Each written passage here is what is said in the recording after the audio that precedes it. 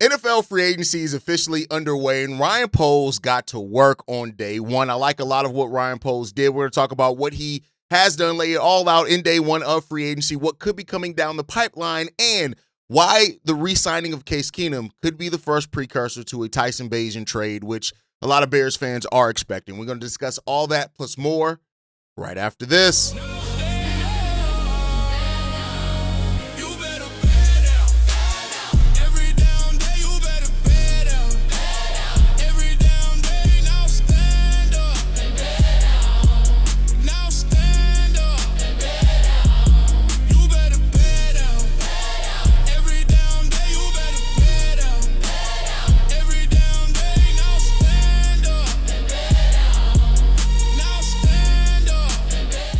What's going on, Bears fans? Welcome to another episode of Chicago Bears Central, your number one spot for everything Chicago Bears related. I'm the host there, Haize, but more importantly, you guys can follow the channel at Chi Bears Central on every social media platform we happen to be on. With that said, let's go ahead and get into this content today, y'all. I want to take a look at what Ryan Poles did in day one of free agency. First up, the last move that happened late last night was Braxton Jones re-signing with the Chicago Bears on a one-year deal worth up to $10 million. It was initially reported as a one-year, $10 million deal. The details that came out after the fact was that it's actually a $5 million deal with $5 million in possible incentives, which actually makes me feel a lot more, favorable in that deal. To get Braxton Jones for 1 year, $5 million, and if he performs well, he can get up to 10. That's based off performance.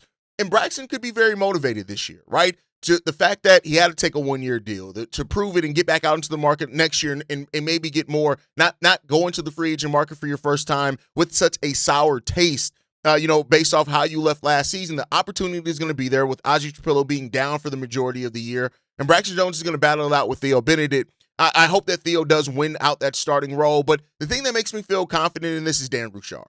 I have the utmost confidence in Dan Bouchard as an offensive line coach and what he can coach with this team. If he can get this team to where, if he feels confident in Braxton Jones and his ability to bring something at left tackle, all right, cool. And I think Braxton as a swing tackle last year, once he did get moved out of the starting lineup, was decently well. And that's always what I've thought the best role for Braxton Jones is. It's probably swing tackle coming off the bench for a team, and we'll see if he can thrive in that role. So it's basically a 1 year, $5 million deal that can get up to $10 million. And when you look at the left tackle market and some of the prices that's been paid for offensive linemen, 1 year, $5 million for a player like Braxton, who does have problems with the bull rush. He does have problems. He's gotten the penalties for the most part underway, but it's not a bad deal. It's not a terrible deal. And so we'll see what happens when it comes in regards to that one. But that was one of the last moves that Ryan Poles did. Of course, it got met with some fervor from some Chicago Bears fans because they want Braxton Jones to come back, but overall, for the role that's going to be there, when you frame it correctly in the sense that what his role is going to be and exactly the fact that it's not just $10 million outright,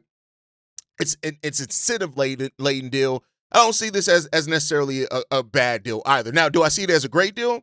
No, I don't see it as a great deal. I wouldn't say that either. It's a solid move for a backup that could eventually need a start for you. And he's had his times where he's looked decent as a starter at times, right? With some of that. So, again, I put it in that frame. I don't hate the deal at all. I don't think it's a terrible deal. I do wish that the Bears would have gotten something else, but with the money that you're paying them, it's not super big money either. So if you do have a left tackle that's on the board, or even somebody that can play guard or tackle or whatever it ends up being, then you could be fine there. You could be absolutely fine there and still draft that player in the draft, and then Braxton is even more pushed into a backup role. And, I'm not mad at it at that point. And, if you could come out that deal in the middle of the season or if you need to, you can do that as well. So putting all those things in perspective for it, I don't think that it's a terrible deal for the Chicago Bears. Again, not trying to gas it as some great deal. I think it's a solid deal for a tackle that has some flaws but could come in and spot start for you and be a swing tackle for you. With that said as well, the Chicago Bears also brought in, they re-signed Case Keenum There was also another re-signing that they had to a 2 year, $5.5 million deal that can get up to $8 million with incentives. We'll talk more about what this can mean for Tyson Bagent, but you lock in your backup quarterback, Case Keenum, who had a really good job. He's in the ear of Caleb Williams, those type of things. That is good. But then we got into what Ryan Poles really did. These two signings I absolutely love for the Chicago Bears. The Bears signed linebacker Devin Bush to the team, who played with the Cleveland Browns last season as well. A 3 year, $30 million contract with 21 guaranteed to get a position of need at linebacker for Devin Bush. Now, I've seen some reactions to this Devin Bush signing, both positive and negative. But I think when you look at it, they added a linebacker with speed. One thing that they said that they wanted to do was add speed and youth. And they did that with Devin Bush. This is a guy that's coming off his career best year. And while I do understand there's a little bit of risk when you sign somebody after their best career year, if they're going to live up to it, I think we did the same thing with Tremaine Edmunds. Not to say that it's going to go the same way, but I'm just saying that that's something that you could point out. But when you look at it, 125 tackles, 2 sacks, 2 forced fumbles, 3 interceptions, 8 passes deflected as well, 2 touchdowns from a guy that's still 27 years old, that has speed, that can come help contain the run as well. And the thing that I really like about Devin Bush as well, really good tackler, really damn good tackler as well. I like this signing for the Chicago Bears. Of course, TJ Edwards is going to be out at the start of the season. Tremaine Edmunds was cut. He's gone. We re-signed DeMarco Jackson as well, prior to day one starting. And so this is all, the Bears needed linebackers. And I still think they may address another one in the draft, depending on what they do. But this was a really good signing for the Chicago Bears. I think you get a guy that has tremendous upside when it comes down to it. He's been fairly healthy over the course of his NFL career. His second year in the league, he played only 5 games, but he's played at least 13 games in every season of his NFL career, with 13 being the fewest that he played for the Seahawks in 2023. His 2 years with the Browns, he played 16 and 17 games. He played 17 in 2022 with the Steelers, 14 in 2021, and 16 in 2019. So this is a guy that's been pretty much healthy over the course of his NFL career. Some really good upside still with him being 27 years old. But I think at a base, you got a guy that has some speed, that's solid in coverage as well. You can use him in both lanes. I like this Devin Bush acquisition for the Chicago Bears. I'm not trying to gas it and make it seem like it's a great signing where it's like, oh my God, can you believe the Bears got Devin Bush for this price? I mean, they paid for him, but I think that it's a good price for a player that can come in at a position of need and bring exactly what you want. And I think he's going to be solid in those areas for the Chicago Bears as well. So the Devin Bush acquisition was one of the ones that I looked at and I was like, hey, this is a really damn good signing for the Chicago Bears. I love what they did here. I love the way, when you look at his pass rush grade, 68.7, which was 30th among 88 qualifying linebackers. His run defense was 87th, 8th amongst 88 qualified linebackers, and his overall grade was 87.6, 4th among 88 qualified linebackers. Oh, and his coverage grade, 80.4. This is a guy that graded out really well in basically all areas that you needed him to grade out on. The sacks aren't high, and they don't necessarily need to be as high for a linebacker, but I think that Devin Bush is going to be a really good acquisition. Tough player that brings the intensity that we need, and I can see him being somebody that Dennis Allen schemes extremely well. But then the Bears followed that up with probably the best signing that they made on the day, and that's bringing in Cody Bryant for the Chicago Bears. I love this acquisition. You got somebody who literally, right, is a guy he's been in big games before. He's played in playoffs before. He's almost a perfect replacement for Jaquan Brisker. Now, he does play more naturally the same position as Kevin Byard, which has led some people to ask what's going to happen with Jaquan, what's going to happen with Kevin Byard. But either way, regardless of which one of those guys you bring back, or if you draft one and don't bring any of those guys back, you got a 26-year-old, 6'1", 193-pound safety in here for the Chicago Bears. 7 passes deflected, 4 interceptions last year as well, 66 total tackles in 15 games played, not the 90-something that Jaquan Brisker had, but this guy is solid. I like what Cody Bryant can bring here for the Chicago Bears. I think this is probably one of Ryan Poles' best deals. Now, they paid for him. It wasn't like they got him on a steal of money or anything, but Coby Bryant is going to be somebody that I think we are going to love in a Dennis Allen system. I think that not only that, but they're going to really Dennis Allen, the way that he can scheme him inside the box, outside the box, much like he's already established with Jaquan Brisker and Kevin Byard, is really good. His run defensive grade is a 70.3, 52nd among safeties. His pass rush grade is 37th. Is 66.8, 37th among safeties when it comes down to that one. So that's what you're looking at when it comes to that. The coverage grade was only 61.9, so you got to look at that one when it comes down to it. But this is a guy that produces. This is a guy that has the right mentality, whether it's with Jaquan or whether it's with Kevin Byard. I love the mentality that this guy has. I think he's going to be one of the favorites of the Chicago Bears once you see him in that jersey. And the fact that we got him on a 3-year, $40 million deal as well, I think it's pretty damn good. Keep in mind, Super Bowl champion, Coby Bryant there, which there you go on that one. The Bears also signed defensive tackle Neville Gallimore. Now, this was probably one of the more unknown acquisitions by the Bears on the day on a 2-year, $12 million deal. I look at this as he is the Big Billings. He's the Andrew Billings replacement with this one.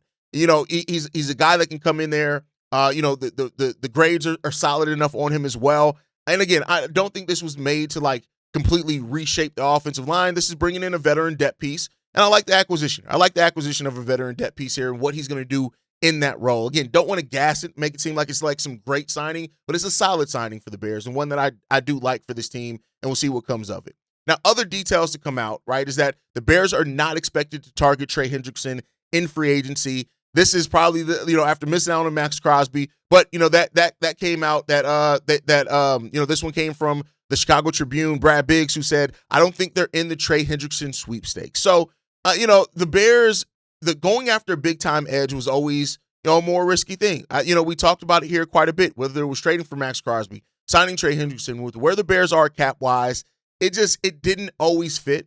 Now, the Bears, the money's starting to get eaten up a little bit for the Bears, right? And so now, this is where Ryan Poles can shift gears and start maybe looking at restructuring some contracts to create some other space in other places, which is what we'll do. But the getting a $20 million player or something like that, it was always a long shot for the Chicago Bears this season. That's just my personal opinion. I said it, we talked about it, we covered how they can get it done, but it was always kind of one of those things that just looked like it's going to be a little bit more difficult to actually get done in reality, and that's what we've seen here. The Bears just couldn't really get it done. Now the Bears technically only have $6 million in cap space remaining. So, if the Bears really do want to get active, they're going to have to do so by getting more creative with deals, trades, things like that. So the Bears have eaten into that cap space pretty significantly already. So we'll see what the next couple of moves are for the Bears. I do expect them to be pretty active here in day 2. But, that brings me to my next topic, right? Is that, when you look at what the Bears did prior to day 1, re-signing DeMarco Jackson on a 2-year, $7.5 million deal that can get up to 10.5. Re-signing Daniel Hardy to a 2-year deal, right? Trading for center Garrett Bradbury as well, which is a solid center there for you that can come in and can replace some of what Drew Dahlman did. Not going to be as good, but hey, it is what it is, right? Keep in mind, Bradbury did not allow a single sack last year. He doesn't allow sacks. He doesn't get turnovers. So, he doesn't really get penalties. That's what you want at your center position. The Bears have had a solid free agency already. Getting into the new young safety, signing linebackers in DeMarco Jackson and Devin Bush, right? Getting those guys into here. I think that they've had it's been solid, but they're not done yet. Now, a lot of it's going to come in the draft, especially with the Bears not getting compensatory picks, those type of things. They have their first 2 second-round picks, a third and a fourth, no 5th-round pick. So we'll see what the Bears can get to work with this one. But free agency, we talked about the fact that it could be a little bit more straightforward for the Chicago Bears, and I think that's what we're seeing in reality based off their actions. Now we just got to keep it going. But who are the winners and losers from day 1? I want to get into the loser first. Potentially Jaquan Brisker. The Bears may have found his replacement. I think that Jaquan Brisker, is potentially one of the biggest losers based off of what the Bears did in day 1 of free agency, because they could have found his replacement. Now maybe it ends up being Kevin Byard. But Jaquan Brisker is one of the best safety free agent options out there on the market. Make no mistake about it. He's probably going to get paid. There's going to be a team that's willing to take a risk on him, even with his injury concerns. But as far as his prospects of staying with the Chicago Bears, that definitely took a hit with Coby Bryant signing to the Chicago Bears. But that's really the only loser that I look at here. In reality, of course, any Bears fan that was hoping for a big name edge to come in here and to change that edge market for the Bears, that's just not going to come. You're probably going to get a more functional signing, or you're going to get a rookie drafted, and that's just the reality of it. I get it, that all the speculation and stuff around the Bears going after these big names, it was fun to talk about, it's fun to cover, but the reality of it is that it's just not likely that that's what's going to happen for this team. So Jaquan Brisker's the loser on the field for the Bears if you really wanted to stay in Chicago. And as far as Bears fans, for any Bears fans that had their mind wrapped up in that we had to go after either Max Crosby or Trey Hendrickson to shore up that opposite edge for Montez Sweat, those definitely took a hit based off what we've heard and what's already happened in free agency. But other than that, it's a lot of winners. Ryan Poles is the number 1 winner here because, again, The fact that Ryan Poles, even with not acquiring an edge on day one, he had a really strong opening day. And he's really building off of what he did last offseason. And he brought in starting caliber players that I think that in Devin Bush and Coby Bryant, starting caliber players. Like, you just can't deny that those are players that are going to be starters on this team and can make an impact. He swung on those guys. He brought those guys back. And then he brought guys like Braxton Jones back, DeMarco Jackson, key guys, Daniel Hardy in the special teams, which, it's big for Ben Johnson to have all three faces of the game to have solid players on it. So, Ryan Poles didn't make the big splash signings, but he made the good ones, and he's improved the defense, which leads us to the next winner, Dennis Allen. Dennis Allen has gotten improvements on his defense, and that's exactly what needed to happen here. The defense needs a shot in the arm. We had one of the worst defenses in the league last year, and we need to get better in that. I've said it before. I need to see this defense get into top 12 next year. And so, despite leading the league in takeaways with 33, those takeaways are all flashy. That's fine and dandy with that, but we got to have more than just that. We got to have substance on this defense. And Ryan Poles, at least through so far, has added substance to that team. Now, it's not done. It's not done by any stretch of the imagination, but he set the tone early for this defense to be improved and to get Dennis Allen more weapons. That, with better health with your cornerbacks, Dennis Allen can really get to cooking. Now, we still need to get the edge there. We need to get that shored up. Also, I think we need to get another linebacker in there as well. But other than that, health and other things that's really going to help this team next year be a much better defense. And then outside of that, I think that also, I know I named some Bears fans that had the big name edge being their number one thing that they wanted to see this offseason be losers. But Bears fans, we're winners again.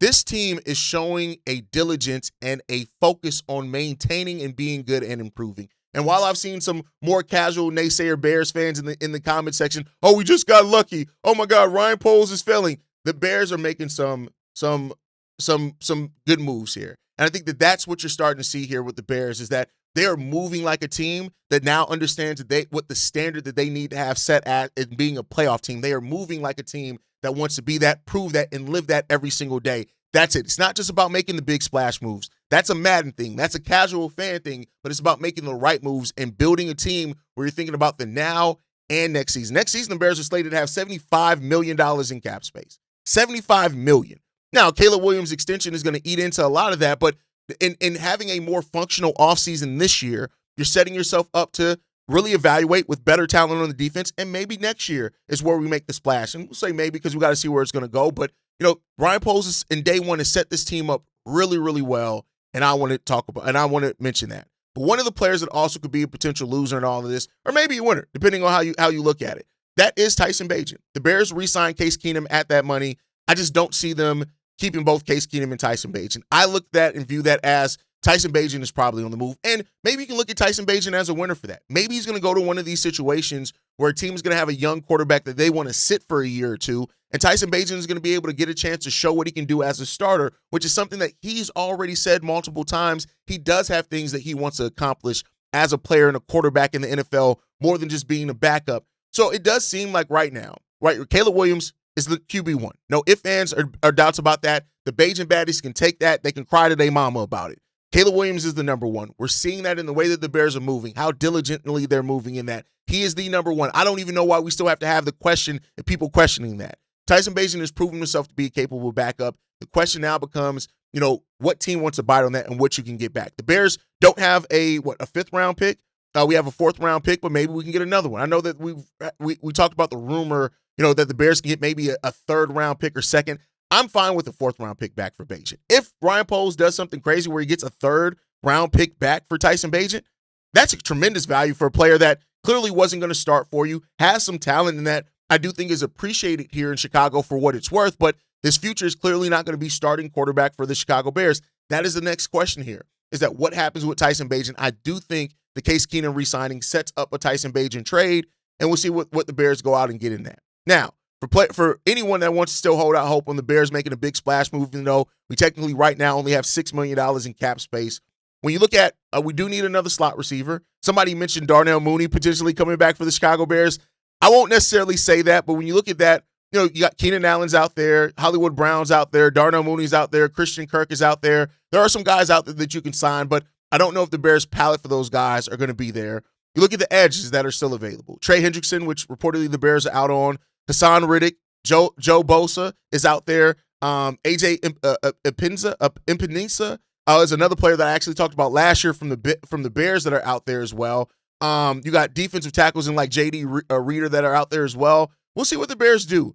There's some other linebacker choice, but I think with the money the Bears spent on Bush, they're probably going to be looking for a linebacker in the draft, personally, is what I think about that. And, we'll see what else happens out there. But the Bears, also the safeties. Two of the best safeties out there in the market are Bears.